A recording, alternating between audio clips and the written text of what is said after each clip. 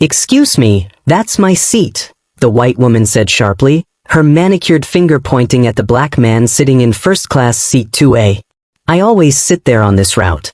The flight attendant needs to move you to where you belong." Her designer handbag swung as she gestured dismissively, her voice carrying the entitled tone of someone who had never been told no in an upscale setting. Flight attendant Sarah Mitchell nodded immediately, her practiced smile brightening as she approached the seated passenger. "Sir, I'm going to need you to move to accommodate our platinum member.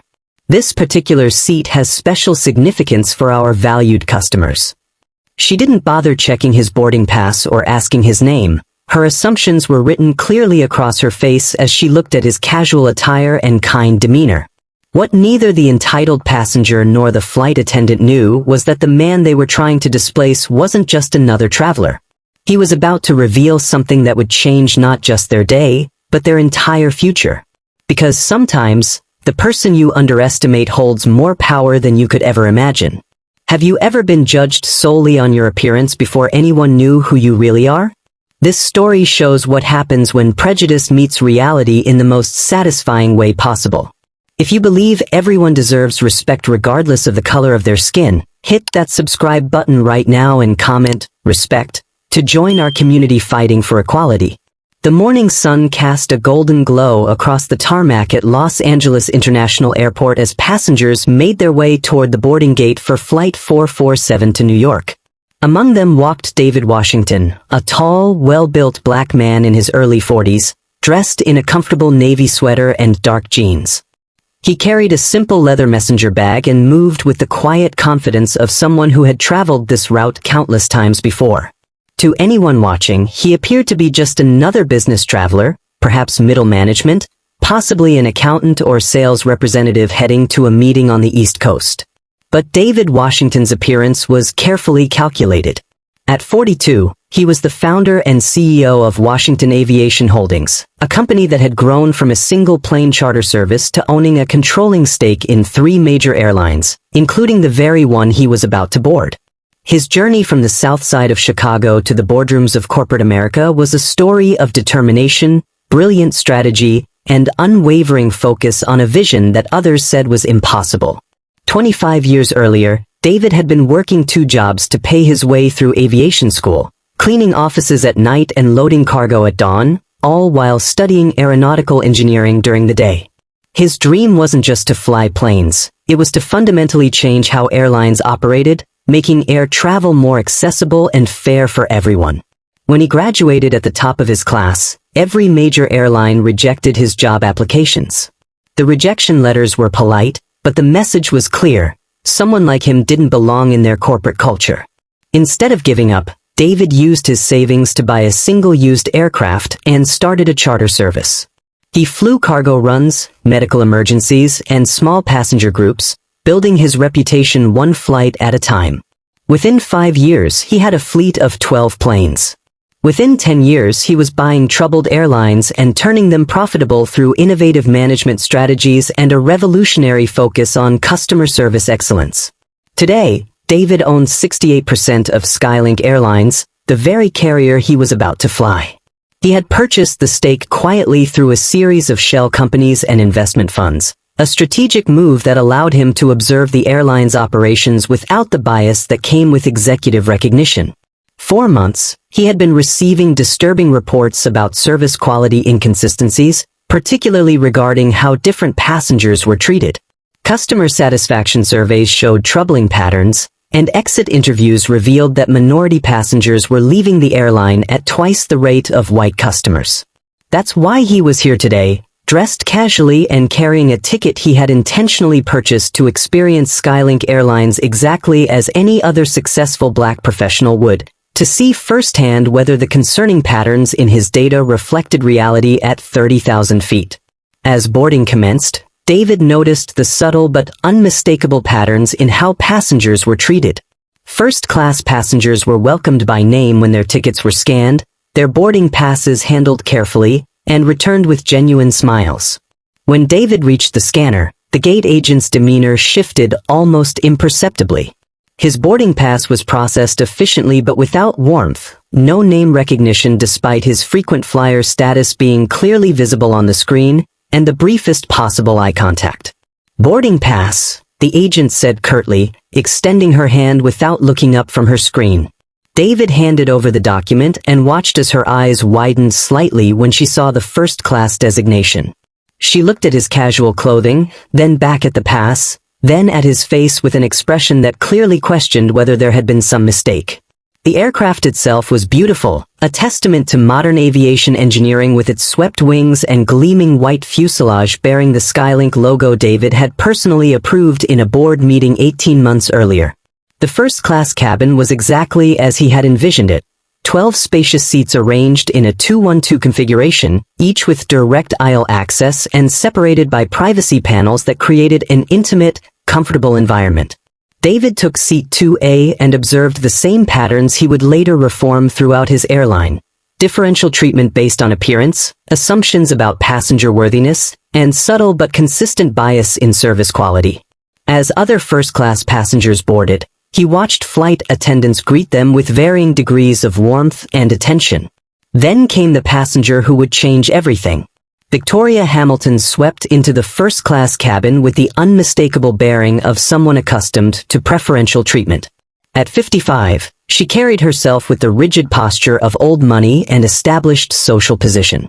Her platinum blonde hair was arranged in a perfect chignon, and her Chanel suit fit with the precision that only came from custom tailoring. Diamond earrings caught the cabin lighting as she surveyed the space with proprietorial satisfaction, her eyes immediately locking onto seat 2A. "Excuse me," she said to David, her voice carrying across the cabin with crystalline clarity, "that's my seat." The words weren't a question or a polite inquiry about a possible seating mix-up. They were a statement of fact, delivered with the absolute certainty of someone who had never considered that she might be wrong. Victoria stood in the aisle with her crocodile leather carry-on bag, its gold hardware gleaming, waiting for David to acknowledge his mistake and remedy the situation immediately. David looked up from the magazine he had been reading, his expression calm and pleasant. "I'm sorry, but this is my assigned seat," he said, holding up his boarding pass for her to see. "Seat 2A, just as it shows here." Victoria's perfectly lined lips compressed into a thin line as she processed this unexpected resistance. "I think there's been some confusion," she said, her tone sharpening as she gestured toward the seat with her manicured hand. "I always sit in 2A on this route. It's my preferred seat. Surely you can understand that frequent passengers have certain expectations." That's when flight attendant Sarah Mitchell intervened, approaching the situation with the practiced smile and professional demeanor that had served her well during 12 years with SkyLink Airlines. Sarah had built her career on reading passenger dynamics quickly and resolving conflicts in favor of whoever seemed most likely to impact her performance reviews positively. "Is everything all right here?" Sarah asked, though her body language already indicated which side she was prepared to support. She positioned herself slightly closer to Victoria, creating a subtle alliance through proximity, while addressing David with the patient tone typically reserved for difficult or confused passengers. "This gentleman seems to be confused about seating arrangements," Victoria explained, her voice taking on the reasonable but firm quality of someone explaining an obvious truth to a child. "I always sit in 2A on this route. It's been my seat for years. Surely there's been some kind of mistake with his ticket." Sarah nodded understandingly, already reaching for her tablet to access the seating chart. "Let me see what I can do to sort this out," Sarah said, her tone suggesting that David should be grateful for her intervention. "Sir, I'm sure we can find you another lovely seat that might even be more comfortable." She pulled up the seating chart on her tablet, identifying options that would resolve the conflict in Victoria's favor. "I can offer you seat 4B, which has excellent legroom, or perhaps seat 6A by the window if you prefer the view. Both are wonderful seats, and I'd be happy to bring you a complimentary beverage to thank you for your flexibility." David remained seated, his hands folded calmly in his lap as he looked up at both women.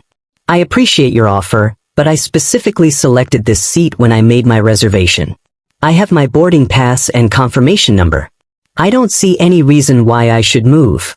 The response clearly surprised both Victoria and Sarah, who had expected quick compliance once the airline's position was made clear. Victoria's face flushed slightly, the first crack in her composed facade as she realized this was going to require more direct action than she had anticipated.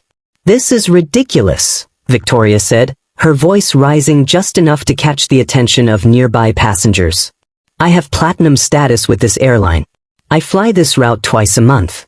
I've been a loyal SkyLink customer for over 15 years. Doesn't that mean anything anymore?" The implication was clear. Regardless of his status, David didn't belong in that seat. Passengers began to notice phones slowly emerging. The whisper started. Around the cabin, other first-class passengers were beginning to take notice of the extended conversation. "Sir," Sarah said, her professionalism beginning to show strain, "I'm trying to find a solution that works for everyone. Your unwillingness to consider alternatives is making this situation much more difficult than it needs to be." The accusation hung in the air. David was being unreasonable, stubborn, and inconsiderate of others. Victoria nodded approvingly at Sarah's words, satisfied that the airline employee was finally taking a firm stance with the difficult passenger. David remained calm in the face of their coordinated pressure. "I'm curious," he said, looking directly at Sarah, "is there a SkyLink Airlines policy that allows flight attendants to reassign confirmed seat selections based on passenger preferences? I'd like to understand the official procedure you're following." The question caught Sarah off guard because, of course, there was no such policy. Airlines were legally required to honor confirmed seat assignments, and passengers could only be moved under specific circumstances, like safety concerns, mechanical issues, or overbooking situations. "Well, we always try to accommodate our most loyal passengers when possible," Sarah said, her response deliberately vague as she avoided directly answering David's question.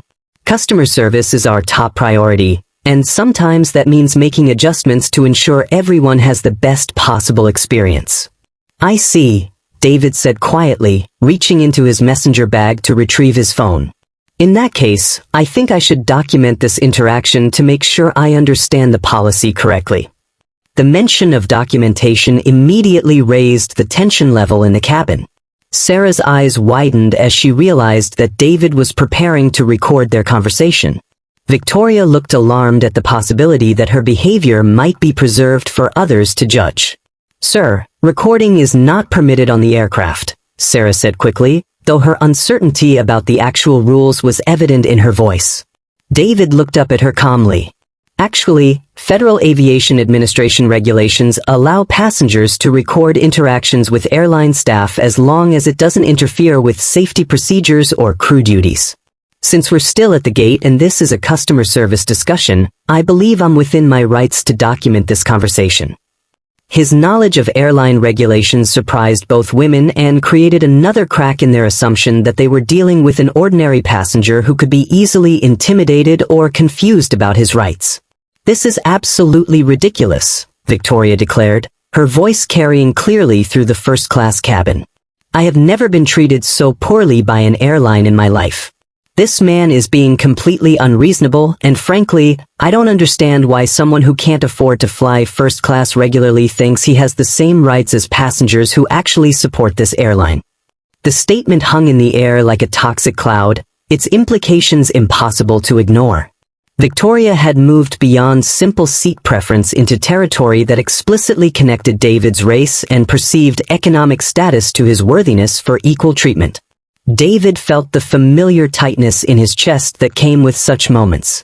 "I'm sorry you feel that way," he said quietly. "I believe all passengers who have purchased tickets and followed proper procedures deserve equal treatment, regardless of how frequently they fly or what assumptions others might make about their financial situation." Sarah realized that the situation was spiraling beyond her ability to control. "I think I need to get my supervisor involved," Sarah announced, reaching for the call button that would summon the head flight attendant. Within moments, head flight attendant Michael Roberts appeared from the galley, his bearing immediately commanding attention throughout the first-class cabin. At 6 feet tall with graying temples and 28 years of airline experience, Michael had the authoritative presence that came from managing difficult situations at altitude. "What seems to be the problem here?" Michael asked, his voice carrying the no-nonsense tone of someone accustomed to resolving conflicts efficiently. Sarah stepped forward, eager to present her version of events. "We have a seating dispute. Mrs. Hamilton is one of our Platinum members who always sits in 2A on this route, but this passenger is refusing to move to accommodate her preferences." Victoria stepped forward as well. "I've been flying SkyLink for 15 years, she said, her voice taking on the reasonable but firm quality of someone explaining obvious facts to a newcomer. "I always sit in 2A on this route because it's the only seat with the proper configuration for my work setup." Michael turned to David, his expression neutral but his body language suggesting that he expected a quick resolution. "Sir, we pride ourselves on customer service at SkyLink Airlines. Sometimes that means making small accommodations to ensure all our passengers have the best possible experience. I'm sure we can find you another excellent seat that might even better suit your needs." David looked up at Michael calmly. "I appreciate your commitment to customer service. I'm curious, though, about SkyLink's official policy regarding seat reassignments. As I understand it, confirmed reservations should be honored unless there are safety or operational reasons for changes." The question put Michael in an uncomfortable position because David was absolutely correct about airline policies. "Well, our policies do prioritize confirmed reservations," Michael said carefully, "but we also value our longtime customers and try to accommodate special requests when possible." David shook his head politely but firmly. "I selected seat 2A specifically because it meets my needs for this flight. I don't see any operational reason why I should give up my confirmed reservation." Michael recognized that the situation was escalating beyond normal passenger service protocols. "Sir," Michael said to David, his tone becoming more directive, "I need you to understand that your inflexibility is creating a disruptive situation that's affecting other passengers. As crew chief, I have the authority to make seating decisions that serve the best interests of everyone on board." "I understand your position," David replied calmly, "but I'd like to make sure I understand the specific policy you're invoking. Are you saying that crew chiefs can override confirmed seat assignments based on their personal judgment about what serves passenger interests?" Victoria, sensing that the crew's authority wasn't producing the quick results she expected, decided to escalate the situation herself. "I want to speak to the captain," she announced loudly enough for the entire first-class cabin to hear. Michael hesitated before responding, knowing that calling the captain would create a permanent record of the incident in the flight's official log. "I'll see if the captain is available," Michael said reluctantly, reaching for the intercom system. Within minutes, Captain Elena Martinez emerged from the cockpit, her presence immediately commanding attention throughout the first-class cabin. At 45, she carried herself with the quiet confidence that came from 15 years of flying commercial aircraft. "What's the situation?" Captain Martinez asked, her voice carrying the calm professionalism that passengers associated with competent airline leadership. Michael stepped forward to brief the captain. "We have a passenger in seat 2A who is refusing to accommodate a seating request from one of our Platinum members.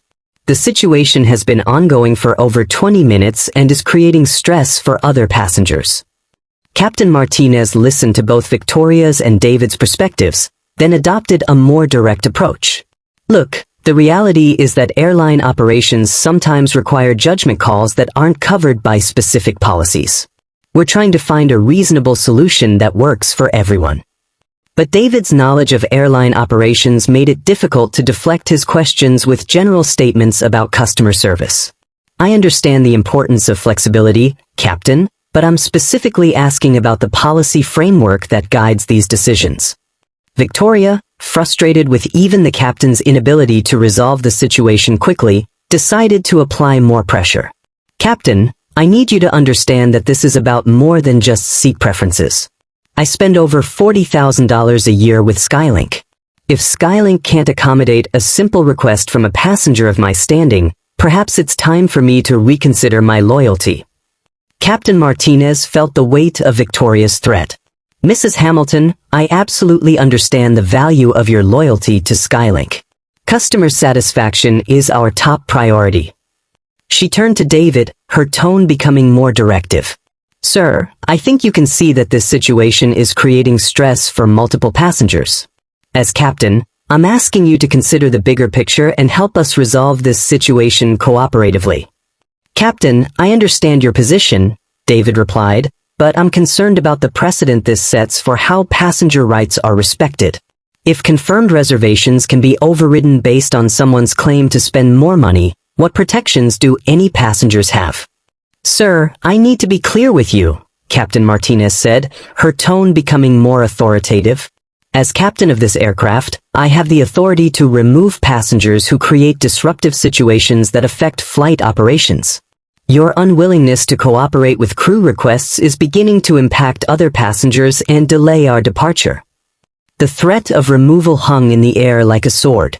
Around the first-class cabin, passengers watched with fascination and growing discomfort as the situation escalated beyond anything they had expected. Captain, I understand your authority, David said quietly, his voice carrying throughout the now silent first-class cabin. But I'd like to make sure I understand exactly what disruptive behavior I've engaged in. I've remained seated in my assigned seat, spoken respectfully to all crew members, and followed all safety procedures.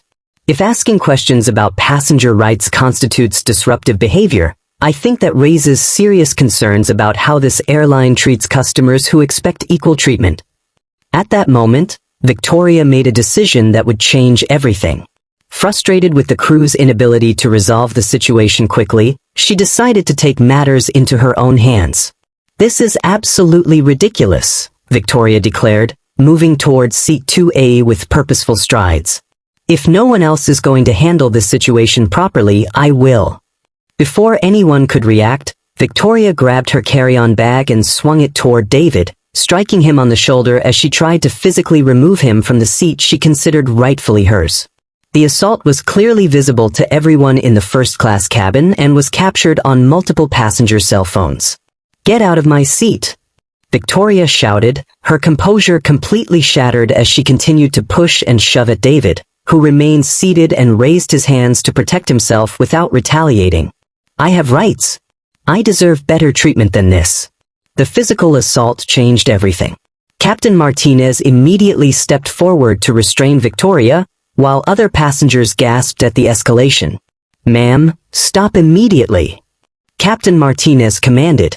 "Step away from the passenger right now."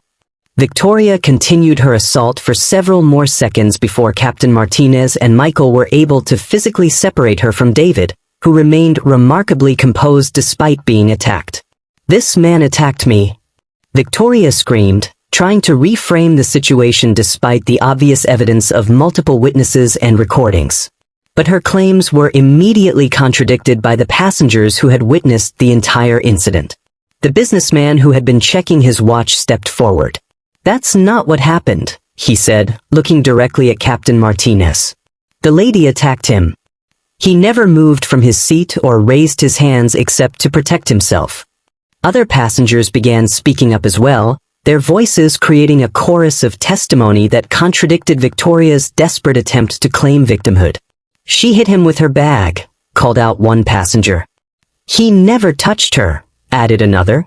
"I got it all on video," said a third, holding up his phone. The weight of witness testimony and recorded evidence made Victoria's position untenable. Captain Martinez looked at the multiple phones that had captured the assault, then at Victoria's flushed face and David's calm demeanor. "Mrs. Hamilton, I need you to return to your assigned seat immediately," Captain Martinez ordered. "Any further aggressive behavior will result in your removal from this aircraft and possible criminal charges." Captain Martinez reached for her phone and began dialing airport security. "Airport security, this is Captain Martinez on SkyLink Flight 447. We have a passenger who has committed assault and needs to be removed from the aircraft immediately." As she spoke, David finally stood up from seat 2A, his movement careful and deliberate. Throughout the entire confrontation, he had remained seated and calm, even when being physically attacked. "Captain," David said, his voice carrying easily through the now quiet cabin, "I think there are some things about this situation that you should know." Something in his tone made Captain Martinez pause in her conversation with security. David's calm authority suggested that he had more to say about the incident. "I'm David Washington," he continued, reaching into his messenger bag to retrieve a leather portfolio. I'm the CEO of Washington Aviation Holdings, and I own a controlling interest in SkyLink Airlines. The words fell into the cabin like bombs, creating a moment of absolute silence as their implications settled over everyone present. Captain Martinez's phone nearly slipped from her hand as she processed what David had just revealed. Sarah and Michael looked at each other in horror, suddenly understanding that they had been discriminating against their own ultimate boss. Victoria's face went white as she realized that her assault victim was not just another passenger, but the owner of the entire airline. I've been conducting an undercover assessment of SkyLink's passenger service culture, David continued, his voice maintaining the same calm tone he had used throughout the confrontation. What I've witnessed today confirms some troubling patterns that have appeared in our customer satisfaction data.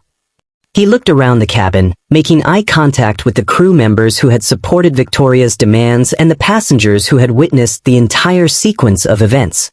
Mrs. Hamilton, your behavior today, including your physical assault, will be reported to law enforcement as Captain Martinez has indicated.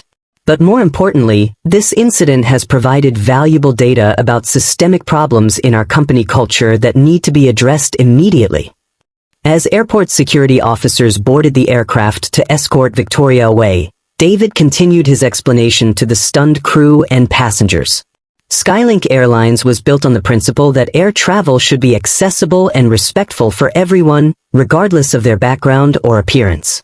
What I witnessed today shows that we have work to do in making sure that principle is reflected in our actual operations. Victoria was led away in handcuffs, her designer clothes and expensive accessories providing a stark contrast to her humiliation. As she passed David's seat, she tried one last desperate appeal. Mr. Washington, please, this has all been a terrible misunderstanding. I've been a loyal customer for 15 years. David looked at her calmly.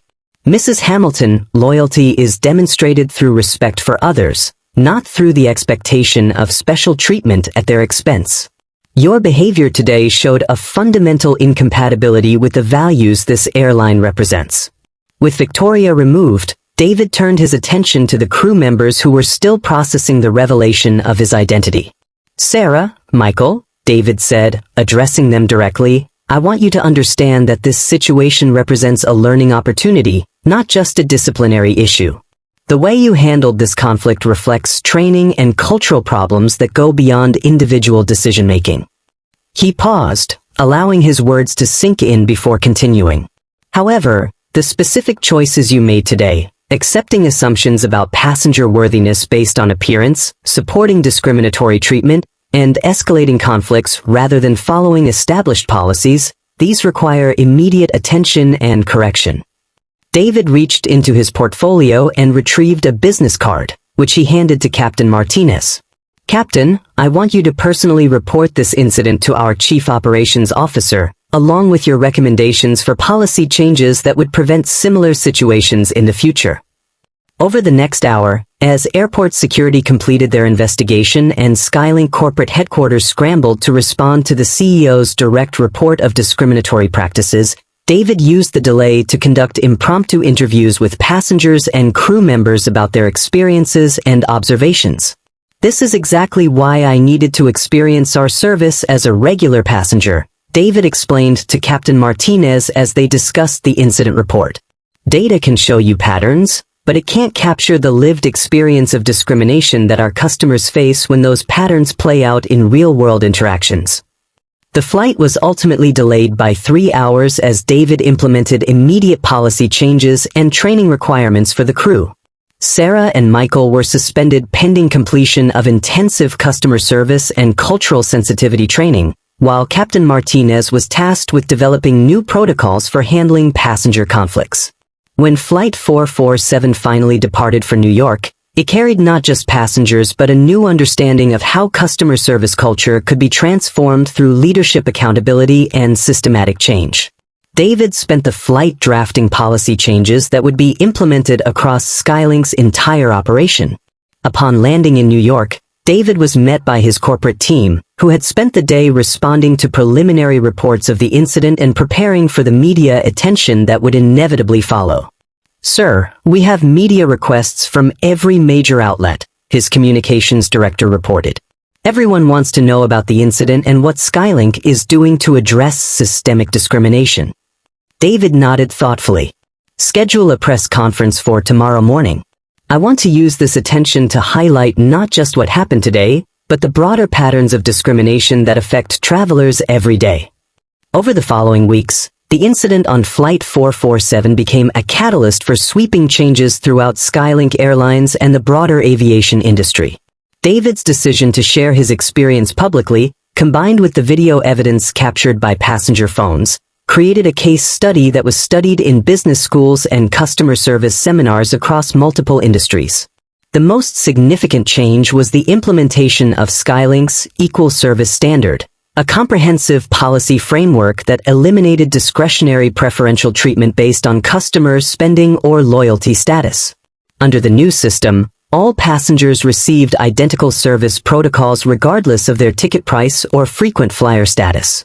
Sarah and Michael, after completing their required training programs, became advocates for the new service standards, sharing their experience from the incident as examples of how unconscious bias could influence customer service decisions.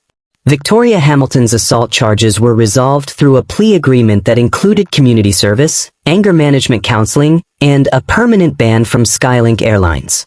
Her case became a cautionary tale about the consequences of entitlement and the dangers of assuming that wealth provided immunity from accountability. But the most lasting impact was the precedent David's experience set for corporate leadership in addressing discrimination. His willingness to use his personal experience of bias as a catalyst for systematic change demonstrated how individual incidents could be transformed into opportunities for broader social progress. What happened on Flight 447 wasn't unique, David said during a keynote address at an industry conference 6 months after the incident. The only thing that made it different was that the person experiencing discrimination had the power to demand accountability and create systematic change. Our responsibility as leaders is to create systems where every customer has that power. 1 year after the incident, SkyLink Airlines had become the industry leader in customer satisfaction across all demographic groups, the first major carrier to achieve statistical parity in service quality ratings regardless of passenger race, age, or apparent socioeconomic status. The business case for equal treatment is overwhelming, David observed during an interview marking the anniversary. When you provide excellent service to everyone, you don't just do the right thing morally, you build a stronger, more profitable business. The story of Flight 447 became more than just a viral video.